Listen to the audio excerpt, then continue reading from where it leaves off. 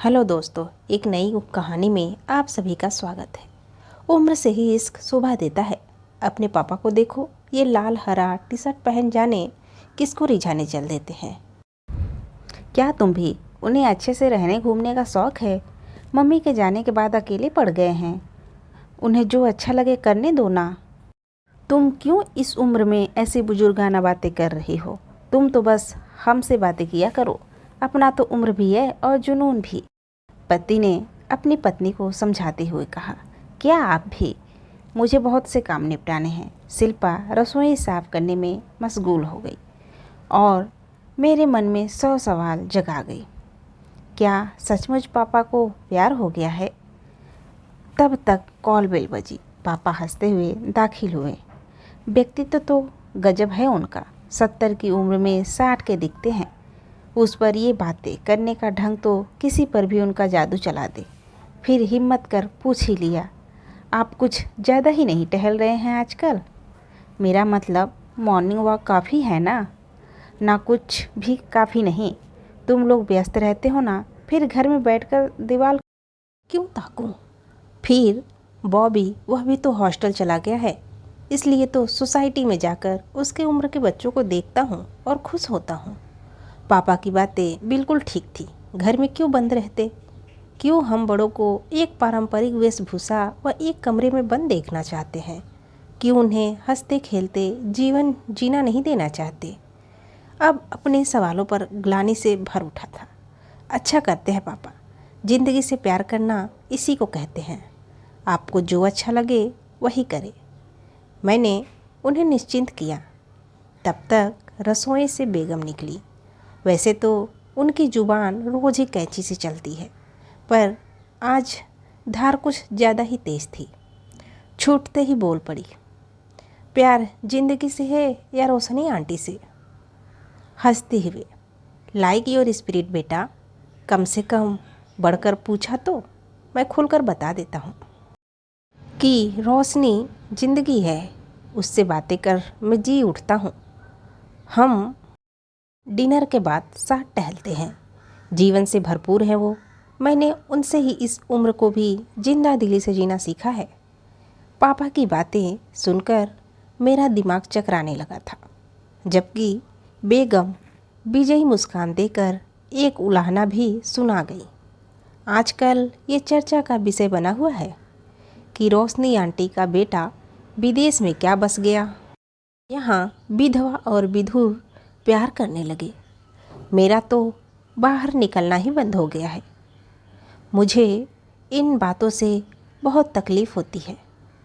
अब फिर बेगम का पलड़ा भारी था और मासूम बकरे सा मैं पिता के चेहरे को पढ़ने की कोशिश करने लगा था। मुझे पता था ये बातें यही ख़त्म ना होंगी। मुझे हलाल तो होना ही था, चाहे पिता करे या पत्नी। फिर बहू, तुम सोसाइटी के लोगों से बोलो वो मुझसे बातें करें,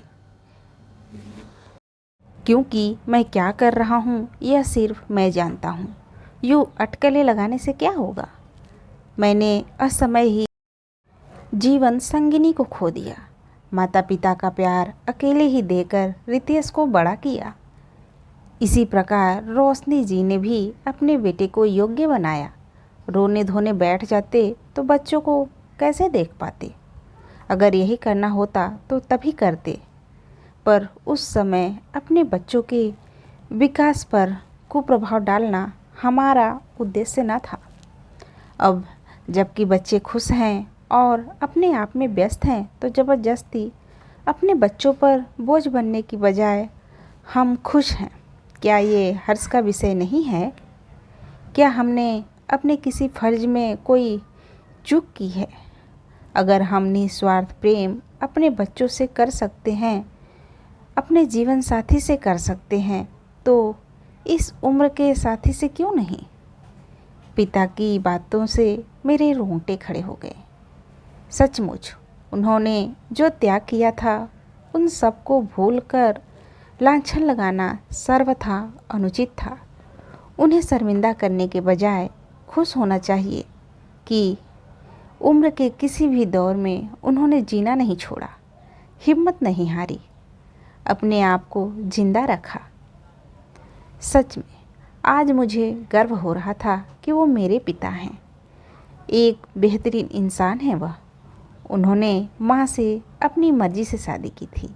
जब मैं कॉलेज जाने लगा था उन दिनों ही कैंसर की पीड़ा से माँ की जान चली गई। कैसे उन्होंने संगिनी के विछोह को झेला होगा, पर मजाल है कि चेहरे पर कोई पीड़ा आने दी हो। तब मुझे संभालना उनका उद्देश्य था।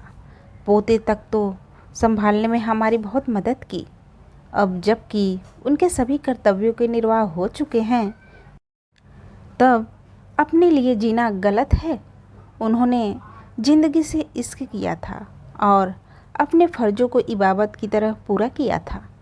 क्या जीवन की आखिरी पड़ाव में किसी से प्यार कर बैठे तो कोई अपराध कर दिया?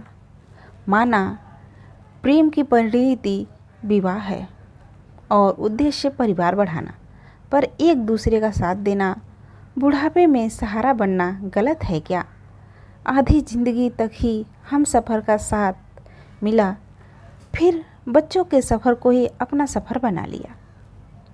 अब अगर एक दूसरे का साथ अच्छा लग रहा है तो क्या उन्हें खुश रहने का हक नहीं है?